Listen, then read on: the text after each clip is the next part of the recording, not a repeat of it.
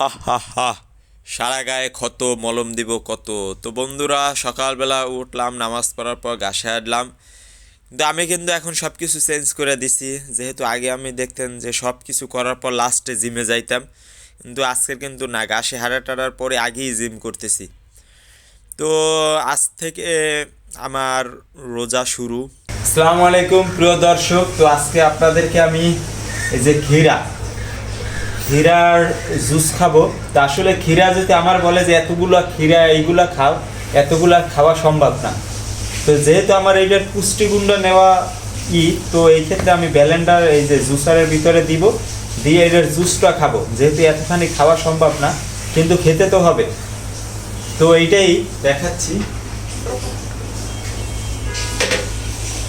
রাস্তা ফিরে দিয়ে দিলাম। দিচ্ছি লেবু, একটা রসুন, আর নিয়ে নিচ্ছি আদা, আর নিয়ে নেব ধনিয়া পাতা।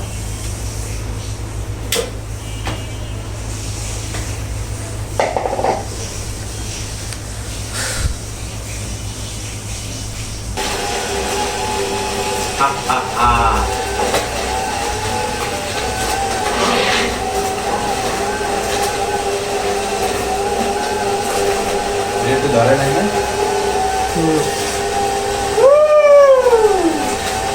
হ্যাঁ, তেমন একটা রস নাই বললেই চলে, রস নাই বললেই চলে।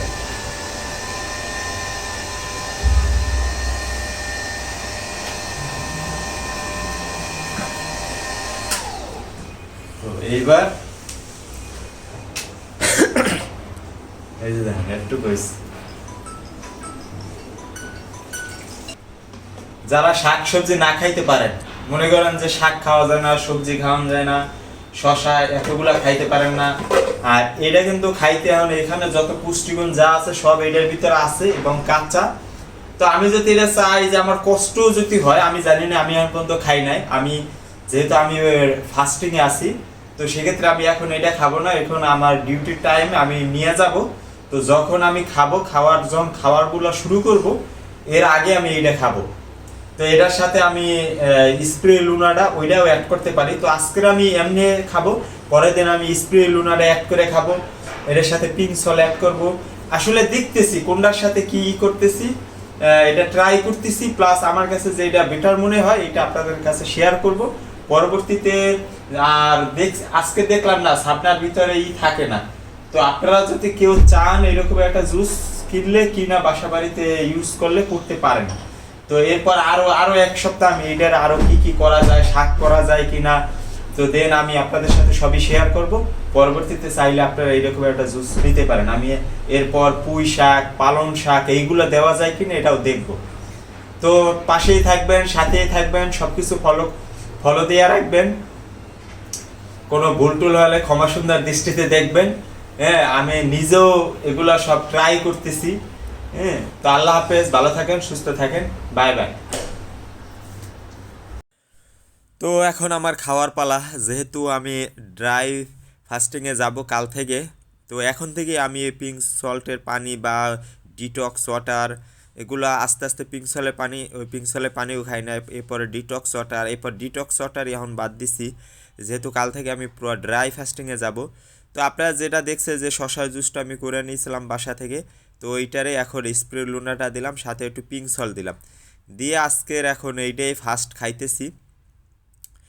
তো এটা খাইতেছে, এরপর দেখেন আরেকটু আছে, পুরোটাই খাইলেছে। আসলে খাইতে আসলেই ভালো, অনেক টেস্ট। আপনারা খেয়ে দেখতে পারেন, এটা আসলেই খাওয়া যায়, খাওয়ার মতো। তো এরপর আমি এই যে ভিনেগারে পানি খাইতেছি, এরপর 4টা ডিম নিছি, এইটা খাবো। তো আজকের একটু খাওয়াটা বেশি সব কিছুই, যেহেতু কাল থেকে আমি একবার ড্রাই ফাস্টিংয়ে যাব, আর আমি ভোর রাত্রে যেহেতু খামু না। আপনারা যদি কেউ বাসা বাড়িতে চান যে না ড্রাই ফাস্টিংয়ের আগে এখন এই মিলটা নেবেন সন্ধ্যার সময়, এরপর আবার রাত্রে যে রকমের আবার সেহেরি খাই, ওই টাইমে আপনারা 4টা ডিম বা সবজি টবজি এগুলো নিতে পারেন। হ্যাঁ, যেহেতু দুর্বল যদি অনুভব করেন তা সেক্ষেত্রে নিতে পারেন। যেহেতু আমি তেমন একটা দুর্বল ফিল করতেছি না, তো আমি ওইটা নিব না। তো ওইগুলা খাওয়ার পর এই যে দেখেন আমি রান্না করতেছি, খাইতেছি, এখন 2-3 ঘন্টা আমি খামো। এরপর মাছের মাথায়, যেহেতু মাছের মাথায় জানে অনেক ফ্যাট আছে, গুড ফ্যাট, এই যে এর সাথে দিলাম লাউ সবজি দিয়ে আর দিলাম ধনিয়া পাতা। তো আমি এই রেসিপিটা শেয়ার করতে চাইছিলাম, কিন্তু ফোনটা এমন জায়গায় রাখছিলাম কিন্তু সম্পূর্ণ রেসিপিটা উঠে